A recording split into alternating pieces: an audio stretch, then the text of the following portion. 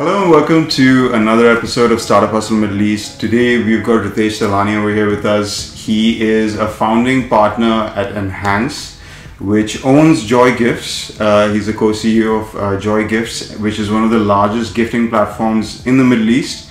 So we thought we'd talk to him today. He's also ex-VC, by the way, so we thought we'd get him to share some of his interesting insights about starting a company in Dubai, and also some of his experience of being a VC in the past. Yeah, welcome.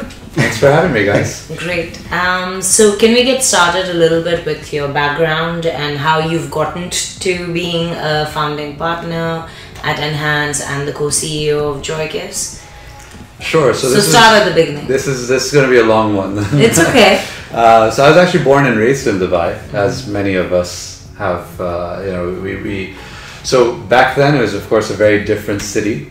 It was a bit smaller. We didn't have the marina and the JLTs and so on. Downtown, where we are right now, Didn't exist. And everyone kind of knew everyone, right?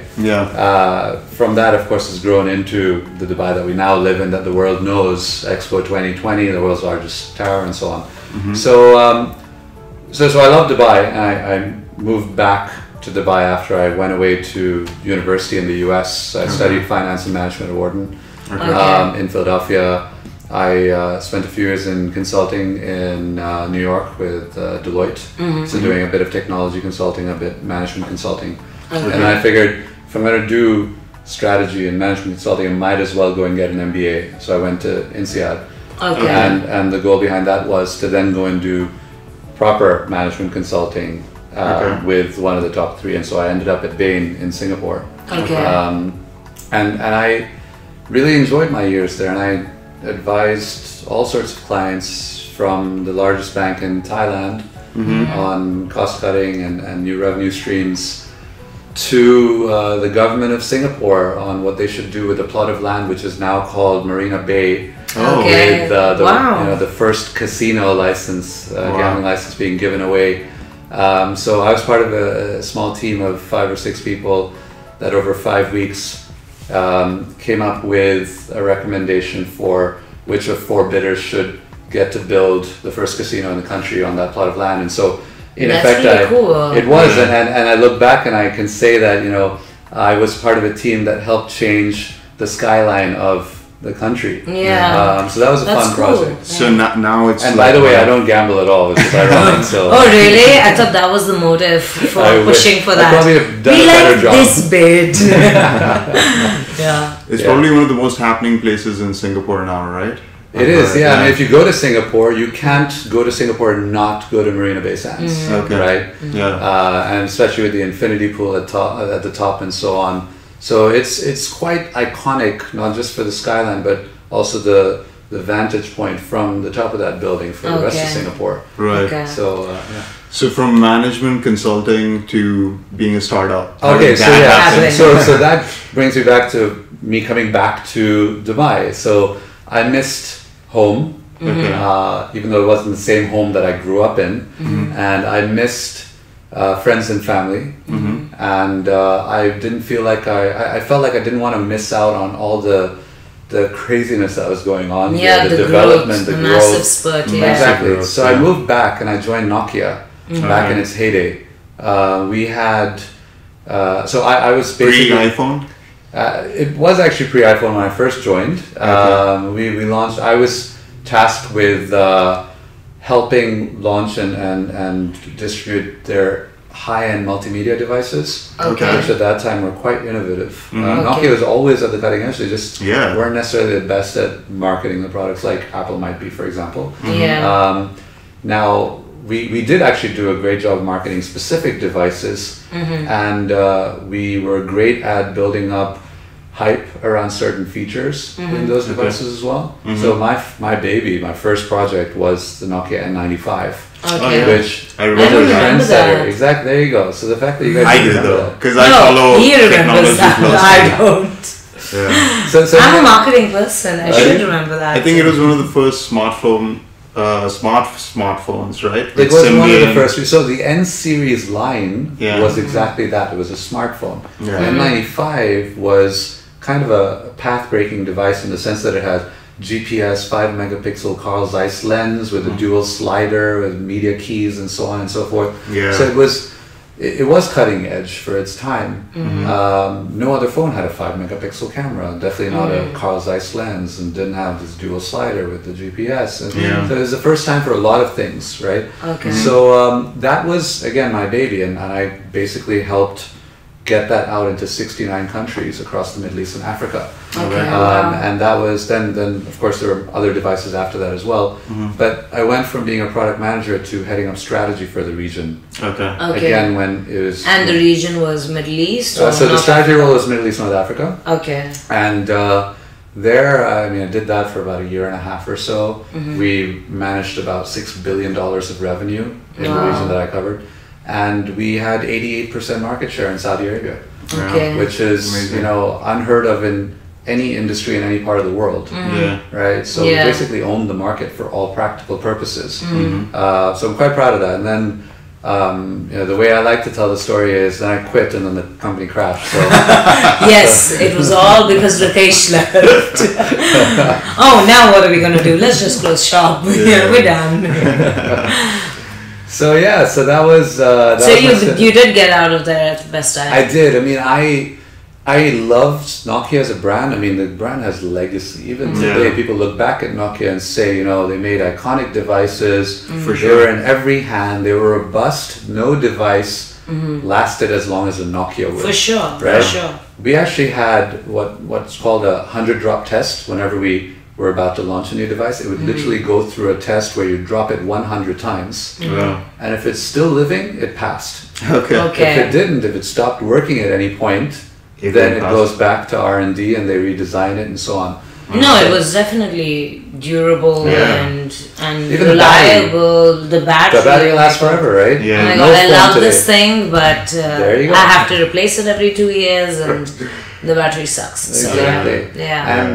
And this, I mean, I don't know how some people might feel about me saying this, but the software is also quite robust when you weren't trying to do too much with it. Yeah. So as a phone, It was especially- designed as a phone, Yeah. There primarily. you go. So like, for example, the non-smart, the feature phones we call them, those you would expect them to never have any problems, Yeah. right? Yeah. Unlike today's smartphones, and it's partly because we're trying to do so much with it. With The our software is phone. so complex, Yeah. Yeah. right? Of course, it's bound to break at some point, and then you have to Yeah. restart the phone and so on. But yeah, those were different times. Okay. Right? So anyway, so You left Nokia. I left Nokia partly because I kind of saw the writing on the wall, and I had my own frustrations about the way we used to market and distribute our products. We would announce them 6 to 9 months in advance before they'd actually hit the market, and the competition would already know what we're about to come out with, and they were quicker at coming up with something comparable, and it'd probably be cheaper as well, and so on. So we did it because we were great at supply chain. And Right. in order to be good at supply chain, you need to be able to predict demand, and so you would actually have to announce it in order to get orders in from your in order customers. to be able to Okay. prepare that much product. Exactly. Yeah. So, in the process, of course, somebody kind of comes in ahead of you and undercuts you as well. So anyway, I had my own frustrations with that, and at some point I said, you know, maybe it's a good opportunity to go try something else as well. As much as I love Nokia, I love the people that I worked with, amazing people, very smart, and it was great to have been there at the time that I was there. To me was the opportunity to go try something different, and I'd always wanted to be an entrepreneur. Right. In Okay. fact, we have many entrepreneurs in my family. My Okay. own dad, my uncles. You know, everyone's been an entrepreneur at some point. Right. A lot of them at least. And Sorry, you're Sindhi, right? I am Sindhi. Yeah, so it's in our Sindhis blood. have it. It's Yeah, in our yeah, yeah. blood, It's in our exactly. genes. Yeah. It's So in our genes. even when I went to business, I mean, actually no, even when I went to undergrad, I picked Wharton because I did want to do Business, yeah. and primarily be an entrepreneur more than anything else. Right. I Even just also- INSEAD, I feel INSEAD like is definitely yeah. a great breeding ground for entrepreneurs. At least half of our class at some point goes and becomes an entrepreneur, starts a business of their own. Yeah. Right. And so for me, I knew at some point I wanted to be an entrepreneur, but at the same time I wanted to get some experience Yeah. before I took the plunge myself. Yeah. And so that to me, the best way to do that was to be a consultant, because you get to see a lot of different industries in hopefully many parts of the world, solve lots of different problems, make mistakes and learn from those mistakes, but not have to pay for it. So someone else's expense, exactly. Yeah. So that's the beauty of being a consultant, right? Yeah. Now, I'd also like to think I didn't make as many mistakes as most consultants would, and our clients were quite happy with us. Okay. Right? So we'll ring them up and find out. sure, go ahead. We definitely made less mistakes than their own teams would have. Okay. Okay. So that's partly why they brought in consultants as well, right? But either way, so the plan was always to be an entrepreneur at some point. And I felt at that point I had enough experience and I had some ideas that I felt passionate enough about, such that it's a good time. And so I partnered up with a few friends of mine, one of whom I went to business school with. There's 4 of us, 2 in Paris, 1 in Tokyo, myself in Dubai, and very distinct geographies, obviously. And we decided to launch something called Exa Partners, which was a cross-border business development operation. And I'll explain what that is. We basically advised clients on how to expand outside of their local market. So for example, we had Japanese clients who, for a variety of different reasons, struggled outside of Japan, whether it's language, culture, just insights. The networks and insights and so on. So we had on-the-ground support with knowledge of each of the markets that we were present in, and that was valuable to our clients. Yeah, absolutely. Okay. So we would advise them, and at the same time we would also launch businesses of our own to take advantage of the fact that we had 3 groups of people in different geographies. Right. Okay. That's a cross-border. I mean, both parts of the business were cross-border in that sense. Yeah. So essentially we did this for a year or 2, and we launched in the process an e-commerce business selling authentic French lifestyle goods into Japan online. Okay, that sounds really niche. Yeah. Well, but turns out French lifestyle goods. So from France, we would identify suppliers that would have products that the Japanese might want to buy online. Yeah. And turns out it actually is a big business opportunity. Really? And it still exists today. It still exists. Okay. But are you a part of it right now? No, so I stepped away from that business, and I also, while I helped set up that business in its early days, and helped set up another business where we were helping traditional Japanese hotels, so to speak, in Kyoto called ryokans, that were very traditional in the way that they even took reservations over fax, essentially. Oh my God. When was this? This was in 2009/10. What? Wow. Yeah. And even then, yes.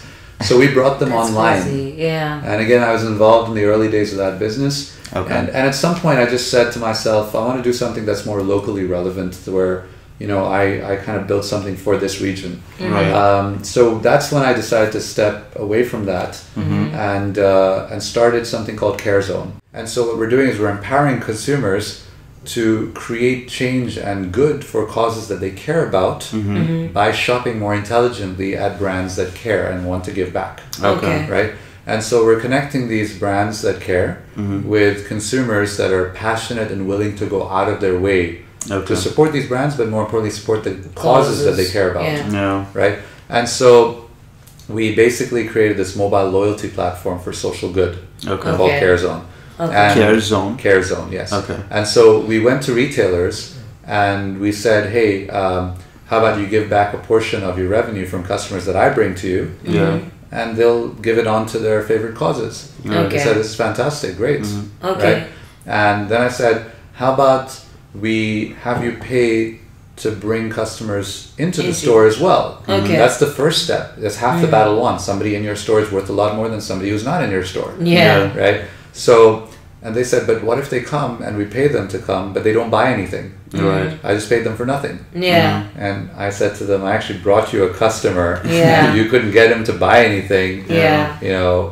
There's a bit of a disconnect there. Yeah, yeah. And I said, either way, it's fine. Don't worry about it. I'll find someone else to pay for that check-in, that sponsored check-in. So I went and found advertisers, like HSBC was my first client. Okay. And they loved it. And they said, whenever somebody checks into one of your outlets in your network, let's have them see an ad from us for a personal loan. Okay. Right? And then they can click email me more information, or they can dismiss it, right? So you made it like an ad-based platform. Exactly. Yeah. So one angle was, so we have advertisers who get to display their messages, their products and services to really passionate consumers that want to support brands that give back and are willing to go out of their way for that. So advertisers pay to bring retailers into the store. Their store advertisers pay to get customers to come into the store, and the store, the retailer didn't have to pay for that. And if the customer buys something, then they pay points, so they pay the customer in the form of points to give back to their favorite causes. So half of those points, we make you give them away to a good cause, and you get to decide which one. And we had everything from local causes, a variety of them, like Dubai Autism Center, Dubai Animal Rescue Center, Emirates Marine Environmental Group, to regional ones like Palestine Children's Relief Fund, helping children who are victims of war, to international ones like United Nations World Food Program, feeding kids in Africa. And so that's half of the points. The other half you can redeem for rewards, just like with any other loyalty program. Or you can give those away as well, if you truly, that's why you're doing this, right? You feel passionately about these causes. So that's what we did. And essentially when I first went to investors to ask for funding for this idea, they said, this is fantastic. What is this like? And I'd say, it's like nothing in the world, anywhere in the world. And they would say, oh, come back to us when you find something that it's like. And so what I thought was a positive to them was a negative, because they were quite risk averse. And they were more, they liked investing in proven business models that has done well in the West, that somebody has invested in and it exited at some point, right? And so anyway, I said, you know what, forget it. I'll put my own savings into it, build it from scratch. And once they have something they can touch and feel that is live, that customers are using, starts traction, has revenue, then they'll want to invest, right? And so that's what I did. I went and outsourced the development. I eventually hired a team. I got these merchants on board, advertisers, and so on and so forth. And we marketed it. And in the first month, with zero marketing spend, we had 1,000 active users. Wow, that's amazing. And that at a time when we barely had iPhones. We're talking 2011. Right? Barely had iPhones, barely had the data plans, right? Exactly, and so on. And yet, people clearly cared about these causes, and they were willing to use the platform for it. So I went back to them after we launched, and I said, look, how do you like the product? It's great, right? And we have 1,000 active users, zero marketing spend. Imagine if you gave me money and I could spend on marketing. How many customers we could get. And the very first pitch that I had was the most memorable. I'll never forget this. After a 45-minute monologue where I have all this passion for what I'm doing, and I went on, and eventually when I was done, I turned to them and I say, so, what do you think? And they say, this is fantastic. Did you build it here or in the valley? And I say, no, we built it right here. And they were very impressed with the quality. And they said, this is great. Now, we represent a group of angel investors and family offices and so on. And they're investors themselves as well. And they said, I hope you'll appreciate that because you've already gone live and you have burn, salaries and trade license and rent, that you can't just stop all of a sudden, right? We, our investors and us, we find ourselves in a very favorable negotiating position. And so you're essentially like a pregnant woman who is looking for a father for her baby. Oh my god, that is insane. That is crazy. Oh my god. So what do you say to something like that? I didn't know what to say. Did they actually say those words? Those exact words. Oh my god. Now, of course, their intention was not to disrespect me or pregnant women, single pregnant women. But it was an analogy that was, I guess, in a really super crass. A crude way, Yeah. true, somewhat, right? Yeah. Now, they took it to the next level when they said, so you're looking for $500,000. Again, the people we represent have more negotiating power in this discussion. And if you're okay with taking $500,000 in exchange for 70% equity, we can go back to them and discuss this. That is crazy. 70% for a In the first round. Yeah. Exactly. It's crazy. So as you can imagine, that makes the cap table extremely toxic. Yeah. No other investor will ever invest in this company again because you've just killed the motivation of the founder, Yeah. right? 30% is just not enough to stay motivated. In the first round. Yeah. Yeah. then And if you can't more- get future rounds, why raise this round? Also, Yeah. I had half a mind to say to them at that point, instead of 500,000, why don't you give me 600,000 and take 100% of the equity? Yeah. And then you go run the business and we'll see how you like that. Yeah. Right? So they kind of missed the point of venture capital. Yeah. Building a business that is meant to be high growth and meant to scale is not easy in most cases. Yeah. It is an uphill battle. And that entrepreneur whose idea it was, who has all this passion for it, Who's has to be working on it, waking up every day and fighting that battle every day. Yeah. And if you kill their motivation, Yeah. you just killed your investment Yeah. in the process. Yeah. Right? Yeah. What return can you expect on that then? Yeah. Right? So the odds are stacked against the entrepreneur. Don't make their lives more difficult and not worthwhile. Yeah, exactly. Right? So anyway, so that was the first set of investors after I had a product. And I learned a lot from that experience. Yeah. And then I went to, I still tried, and I went to many other investors, and many of them were very supportive. And they basically said again, you know, fantastic product, this is amazing, you know, you have traction, amazing. As soon as you find yourself a lead investor, let us know, we'd love to jump in. And everybody said that. Oh no. Nobody actually took the lead. So I was dead in the water.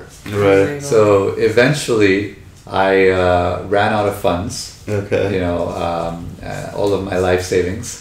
Oh my god. So I had to lay off my team. It was kind of the perfect storm. So I had to shut down my business. I had no savings left, no income, no job, and no startup. And I also went through a divorce. Oh my All in the God. exact same month. Damn. Well, if So- nothing else, I guess I mean, in hindsight, it probably teaches you tenacity in some way. I learned a lot about myself, about what my capacity on all fronts is, right? Yeah. Emotionally and psychologically, financially, of course, as well. Of course. And but either way, it's like I look back at it as a learning experience. Yeah. And I did learn a lot from all of those experiences, which have served me well over the years. And I wouldn't be who I am today if I hadn't had those experiences. Yeah. So I guess in a way, I'm glad I did. Yeah. And so. I think anyway, I mean, all the motivational talks about entrepreneurship and everything focus so much on failing and failing often. I'm an expert at failing. I think you have to be successful at some point, you know. So I wouldn't say you're an expert at failing. You had one venture which didn't pan out, but yes, it sounds pretty hectic. Like a lot of time investment. No, again, there's nothing wrong with failing, and it's taboo. Yeah. To first to be an entrepreneur in this region, and then you fail. I don't think it's taboo anymore. It's going away slowly as we it's have more and getting a more bit case more studies glamorous. and references Yeah. of people who have gone through the struggle and then done and well. because we've had exits as well Exactly. and unicorns and everything. Exactly, So. and now people know that this is the future, right? Yeah. High growth, tech-based startups, right? Yeah. And it takes sacrifice to get there. Yeah. Right? So that's something that we're now sharing that story. And I've spoken at events about what failure is like and how it's completely acceptable and almost part of the journey to success. Yeah. You cannot get success in most cases without having gone through failure. Yeah, for right? sure. So that was my experience with CareZone. Now, as an investor, I always tried to, even if I wasn't interested in the business or the founder and what he was doing, I would still try to give some feedback and make introductions for them to help them in some way. You know, just because I don't want to invest doesn't mean one doesn't mean that he's not going to succeed. Yeah. Right. It just means maybe I didn't understand it, or maybe I don't see the vision and I don't believe that this model is the right one. He might iterate and come to the right model eventually as well. Yeah. Right? Yeah. So that's one of the reasons why, I mean, I would try to help him. Maybe I'd help him iterate and tweak the model. But then you still want to maintain a good relationship with them as well, because some of them at some point will become more investable. Yeah. And at that point, I want him to come back to me. Yeah. I want him to take my money. Yeah. Right? So you never want to have a bad... So you never want to give a founder a bad experience from having met you. Right. Word also gets around, by the way. Yeah. You know, I know which investors to avoid in this ecosystem. Okay. Because I've heard from my friends. And you'll give us notes later? You should give me a list. By the way, I have to digress for a second, Sure. because I don't know if you remember the first conversation we ever had, because it was about feedback and everything as well. So it was at the First Step conference, correct? It was at the First Step conference that we met you. Yeah. Actually, that's through right. Raj. Yes. Through Raj, Absolutely, yes. Yeah. So Sid had an idea that he was working on at the time, which was similar to Mass Drop, which is in the US or something, right? Yeah. And the idea was community-based buying. So if you can get enough volume for a product, you can go and negotiate with the retailer and say, I'm going to get you 1,000 users and stuff. But you have to give users, but it's whatever. Why does that matter? It's products, yeah. Yeah, no, yeah, correct. Correct. It does matter. Sorry, it does matter. Yeah. So I'll get you 1,000 buyers of your product at this discounted price. Yeah. And you shut it down. Did I? Yeah. Yeah, you did. But the truth is that you did give feedback. I didn't do that. And yes, we're glad that we didn't explore that. So you shut it down first. But then he probed a little bit, I don't know. But you said, I remember at the time, because I was a little bit surprised by it. Sorry, I was that dismissive. No. It wasn't dismissive, but you said that it's not the time for community buying, or community buying is getting old and it's all about personalized e-commerce solutions, or something like that. I think you said something like... I'm not sure I agree with what I said now, but if I did something like that... No, what you were saying is like, it sounds something close to like a Groupon kind of thing, which is, not on an upward trend. Like well, Groupon so that was one. It also wasn't a sustainable model, because you're attracting customers that are deal seekers, right? And they're not going to come back and buy at retail. Yeah. So for the B2C side, it's not as relevant. B2B, there is an angle to play there, but the margins are so low in B2B to start off with anyway that it wouldn't make sense, right? No, but in hindsight, it's really good that we did not explore that, But it could be anything, right? Like, so the idea was like, maybe you want to buy a Toyota Corolla, for example. Yeah. And like you have 10 people who want to buy a Toyota Corolla who meet on the platform, and then you go buy, and then you get a volume price. You say, okay, I'm buying 10 Corollas, so you give me 10% discount or whatever on the retail value of the car. But isn't that what a car distributor does? Yeah, so we would bypass a distributor. So you're an extra layer. I mean, the distributor wouldn't want to deal with you because you're basically doing their job for them. But I'm giving them 10 cars in one that's shot. What they care about, no? Yeah. So like you're like a fleet buyer then in that sense. Exactly. So I mean, the idea wasn't to do this for cars. Well, not for cars, but but a little bit like I think at the time we were considering like electronics and stuff. So have you seen Massdrop? No. So Massdrop is like a platform where you as a user can say, I want to buy this thing. And then people can vote and say, I also want to buy this thing. And then once you have enough of people voting for a particular item, then you go to the distributor and say, okay, I have a bunch of people who want to buy this thing. If you're interested in giving a volume discount, then we have a ready base of buyers. Look, I think No, the model listen, makes sense. Yeah. In theory, it makes great sense. But it'd be a huge uphill climb. And also, like, even though we were considering that business, and then I was looking at Mass Drop and stuff. It wasn't even me who was you were talking to Abhishek about it. Yeah. But I was looking at Mass Drop, but I was not inclined to be part of the Mass Drop community.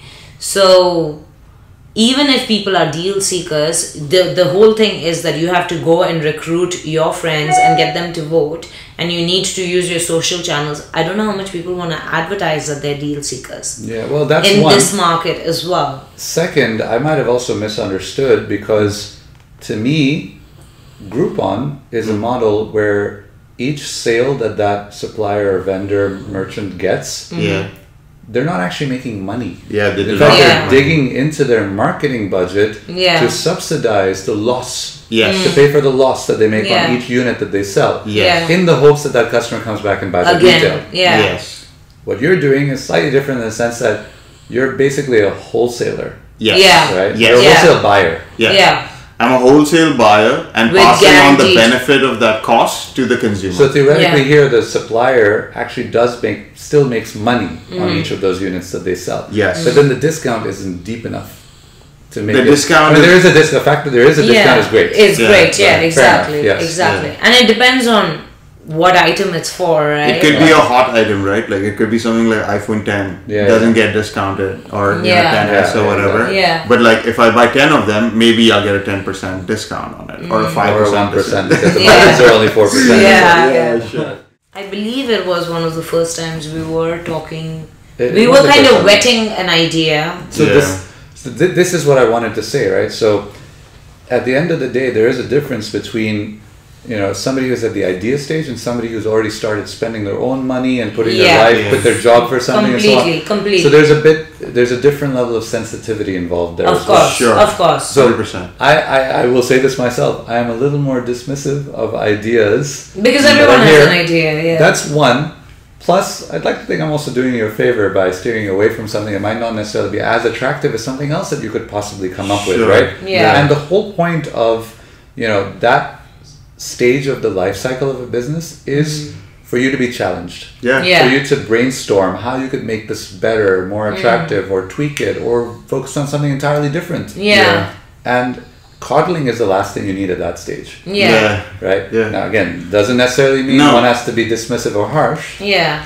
but you But, will have an ideas shot down that stage. In fact, you better come up with 10 ideas and be prepared to have at least 8 or 9 of them shot down. Yeah, for sure. For sure. So no, but like today, when a founder who is in the idea stage comes to me and asks me for the idea, I'll be brutally honest at the idea stage. Yeah. Because they haven't invested anything, no time, no effort, no money. Yes. So might as well give them my absolutely 100% honest opinion. That's true, you do that. Yeah, because otherwise they're going to say to themselves, I haven't met a single person who was dead against this idea. Yeah. I must be onto something, Yeah. right? Yeah, I must Otherwise, I explore would it. have gotten more resistance. Yeah. They're kind of lukewarm to it. That means there's something there. Yeah. No, fair enough. And I think a lot of idea stage founders completely disregard the operations sides of things. Like they don't know how much how much back end is involved in executing on something. Yeah. So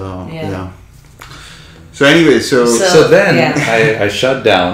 I took some time to kind of recover from the journey that I'd been on, the very challenging journey, and I wanted to buy myself some time to figure out what I wanted to do next. Okay. So during that time, I did some independent consulting. I worked with Mohammed Al-Abar's private office directly with his son.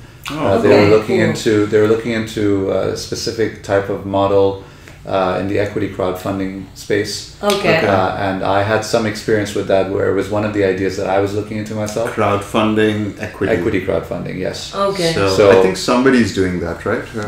Eureka's doing it. That's probably the ones that have done best so far in this region. Yeah. Okay. Right. It still hasn't taken off, in my opinion, in a big way. It's not. Yeah. It's not mass market enough yet. So it's not. It's not like a crowd-funded platform. right? It's Eureka? equity. So as a business, instead of going, or in addition to going to VCs you raise or angel investors, I also put it on this platform, and anybody can come and put $100 and get a piece of my business. Okay. So that was one of the ideas I'd looked into before. Kind of like taking your company semi-public, right? Yeah. Sort of, yeah, it is. Yeah. It is. And so there is regulation around this as well. Okay. To protect the public from being swindled. Right. Yeah. And so in this industry, this region specifically, if you're going to be targeting all these different countries and not one massive country like in the US, and each country has its own regulatory framework, or some don't even have regulation around what we wanted to do, and you could get shut down overnight at any point. There is a little uncertainty and a lot of risk. I think it's one of the challenges in this region. It's a big region in terms of population, but so many different rules, governments. Very disparate, like it's hard to do business cross borders, right? Exactly. And so I worked with them for a few months, vetting this model and figuring out, whether there's a big opportunity there or not, and how feasible it was to attack it. And at the end of the day, I recommended that we not look at that further, invest more time, because again, there is massive risk, regulatory risk, and so many fragmented markets, so anyway, in fact, funny enough, the equity crowdfunding idea was something I looked into before I started CareZone, and so was B2B group buying. Okay, no way. That's partly why I was very quick to dismiss it. Exactly. So I had actually looked into it myself, and I decided against it because it wasn't as feasible as many others. So same thing happened to me. Like we were doing this equity room recently, and there were a couple of founders who wanted to do. Which is like a Shark Tank. It's like a Shark Tank platform that somebody started over here, and so they had one company that wants to do game swapping. So I have a game that you want, and we exchange it, and they facilitate it. And I had thought of this because I'm a big gamer. So I had thought of this like 5 or 6 years ago, and I had even built it because I'm a developer too. So I had built it out, and then I just realized that it was, the money wasn't really there in exchange, and also it's going more and more digital. So I was selling them. I was like, listen, people aren't buying physical games anymore. You can't exchange. I mean, the truth is that Swappo doesn't just want to be about games. They want to start with games, but you could already give them insights. But their first product was games. They wanted to launch as a game sharing platform and then expand into other things. So Anyway. So then after you consulted with... so after that I happened to meet through a common friend. He was launching in Saudi, which I needed some help with. There's in the device protection space. So you pay a subscription fee every month, and if anything happens to your phone, we either repair it within 24 hours or we replace it. So like a warranty or insurance. Insurance for your phone, exactly. And you can do this up to twice a year, and so on. So we worked with one of the telcos. I was basically helping them build that business in Saudi Arabia. With SEC and train their customer service and help set up their CRM system and so on. So basically operations. I was an interim, sort of acting COO for that new business that they were setting up, and I helped them for about 6 months. And then I got an opportunity to go be a VC myself. And so we decided that while we're parting ways now, we should come back together at some point and do something together, because we had such a great working relationship, and we saw eye to eye and similar wavelength and same vision and also loved technology, and we also got along well outside of work. Great. You need that in a founder, in a co-founder. So and that's very hard to find. Right. So that's why we said at some point. You have the advantage of having previously worked with each other. Exactly. That's hard to do as well. Yes. so you know what to expect, and you know how well you work together. Right. So I went off to be a VC then. Basically, a friend of mine from university called and said, "Hey, what are you doing these days?" we've set up a fund. It's now been running for a few years, headquartered in Jordan, called Imina. Okay. And we want somebody to set up a UAE office for us and run that. Okay. And so that's what I went and did. And I figured this was my opportunity to show the VC world how it's really done. Take that. Had experience. So I went over to the dark side. Okay. And it was a lot of fun. I mean, actually, that was also a learning experience, right? But me having been a founder before that also helped me. It served me quite well. So I then basically came here. I mean, well, I was already here. I set up the UAE office. For Imina, right? It was a regional fund headquartered in Jordan. Okay. I set up the UAE office and ran that for about a year and a half or so. Okay. Our biggest investor in the fund, it was an operating company technically, Okay. and our investors, they're investors on the balance sheet essentially. So our biggest investor was Etisalat, Okay. which had basically, they had a significant chunk of the business. Okay. And I had some telco experience in the past, and Okay. so I was also there. We had 2 people from Etisalat on our board, senior members of Etisalat's team on Imina's board, and I was their point of contact day to day.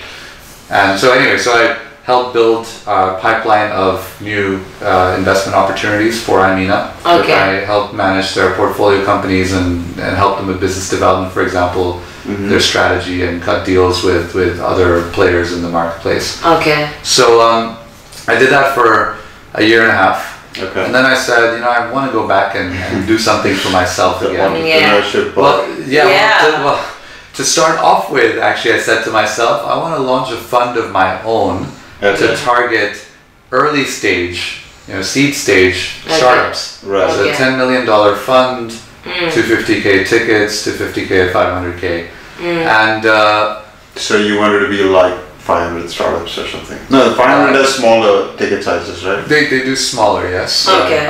But they also do a lot more investments than I would have done. So my fund was much smaller than they would have. But yeah, that was the plan. So I wanted to launch a fund of my own because I saw a massive gap in the earlier stage of the life cycle. Still is. Yeah. It still is. Now there's a much bigger gap later stage as well. Now that we have more Series A and potentially even Series B funded businesses. Series B, C, D are a big problem in this region to find funding for. Yeah. And so almost everybody who raises funding, definitely for Series C, but even Series B, has to go outside the region to get money. Okay. Right? We only have a handful of decent VCs at that level with that big a fund, right? That are that active in terms of deal flow. Yeah. So that was the plan. I wanted to focus on the earlier stage, and that's also where I get to contribute more significantly in setting the strategy, the future of that company, right? Having been a founder, that I can add value there. Yeah. Now, raising money from LPs was a whole different story, and quite a challenge. What's LP? Limited partners. Okay. So a fund has GPs and LPs. GPs are general partners who do this day in and day out. Okay. They manage the funds. They first raise the money, then they manage it, and then they deploy it. Okay. Right? And they help exit at some point and give the money back to the LPs. The LPs are the limited partners who give the money to the fund in the first place. Okay. Right. So so dealing with LPs, convincing them to invest in an early stage fund, which will take even longer to pay back than a later stage fund would. This region. So what do you have to go to LPs with? Like, I'll take this much money from you and I'll turn it into this by this much time? Something to that effect, exactly. Yes, they look for a return on their money. Okay. In a certain amount of time. I'm guessing which sector you're going So you have to have a thesis as a GP that is raising money from LPs. My thesis was, Middle East, early stage, tech, and that too specific sectors within tech as well. E-commerce was one of them. And so on. Platform plays, marketing focused, and so on. There's a few different angles there. Okay. And it wasn't developed enough by the time I decided that maybe this isn't worth my while right now. Partly also because funds have a 2x20 structure, so you basically pay yourself 2% management fees Okay. And 20% carry, right? So that's the economics. I don't understand. So if you raise, 100 million, okay, right? 2% of that is what you pay yourself to run that fund. Okay. Every year. How much period? Okay. Per year. Yeah. Okay. Per year. Exactly.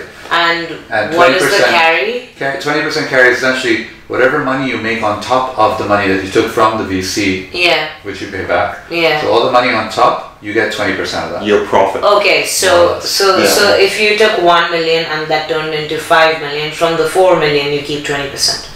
Yes. Yeah. Okay. And you'd also pay yourself 2% to of 20,000 on a minute. No, 200,000. 200. 20,000. So on a million, if you raise a million, Yeah. then yes, you pay yourself $20,000 a year. To manage. Okay. Right, so if you raise That's not 10 very. How is So that this is very No, but if you exciting raise for- 100 million, then you're paying yourself $2 million. But you're not. But you want it you're to be also a 10 using the money to million. run the business. Yeah. Right. It's a fund that still needs to. You have salaries to pay, rent. Yeah, You have yeah. the licenses. You market yourself. You travel. You attend conferences. All this adds up, right? Yeah. And then there's the actual, investment. You pay lawyers and you pay bankers. And Yeah. so, right? So all the funds are counting on the how many ever X they're going to make on the Exactly. investment, because this 2% is nothing. That's exactly it. So on the 10 I mean, it's not million, nothing, but sure, but it's not enough to have a decent it's lifestyle not to on, for cover sure, you. right? Yeah. So $10 million fund, which is what I was raising, which you would raise for early stage investments, Yeah. would only have given me $200,000 a year. And that's what I was used to making right after business school, more or less. Yeah. For myself, to keep Yeah. for myself. Right. Yeah. Not to spend in your business. Yeah. So there was nothing left at the end of the day for me, if even that, right? There was Yeah. nothing to run the business with to start off with. The expenses. Aside from the fact that LPs weren't interested in early stage startups. So that was a as separate well. issue altogether. Yeah. So eventually I just said, again, this is not worth my while. Not right now. Get at out least. early. I know now to get out early. Yeah, well, that's true. Yeah. So what you'll also find is a lot of early stage investors that have that level of that kind of fund, that size of fund. First of all, have other income streams. Okay, Right? that's like not an the only thing. existing business, for example, or they've exited in the past, and so they've made their money, and they don't need to rely on management fees from the fund to Okay. sustain themselves. Okay, they're just excited to be part of. Or startups they see the upside potential from the carry, Yeah. and they'll make that money. But Yeah. for that 5 to 10 years, Yeah. they're not going to make that money. Yeah. Right? Yeah. It's like investing in startup, like early stage, means you're waiting for at least 7 years, 6 years for exit usually. Yeah. In this region, even longer. Yeah. Yeah. So, I mean, Souk, for example, I don't know the exact number, but it was at least 10 years. Yeah. Yeah. More. No. Yeah. Yeah. Exactly. I feel like it's more. So I think it was 13 years, if I'm not mistaken. But Okay. either way, it's a long time. Yeah. Even 6 or 7 is a long time Yeah, to go yeah, with no income, right? Yeah. Exactly. So at that point, I just said, okay, this is not what I want to do. So the interview was running a little long, so we decided to split it up into 2 episodes. So tune in next week to find out more about Joy, how they raised over $2 million and their journey on growing the company to what it is today. If you're watching us on YouTube, then please hit that subscribe button, leave us a comment, give us a like. It really helps us out. If you're listening to us on Anchor, Anchor is an app where you can download and listen to the podcast. But what's really cool is that you can also leave us a voice note. We'll try and include your voice notes in the next episode of the podcast, so please give that a shot. And if you're listening to us on iTunes, then please leave us a review. It really helps us out. A 5-star review would be absolutely awesome. Anyway guys, Mamta's not around, so I'm just going to sign off today. We'll see you guys in the next one, and keep on hustling. Bye.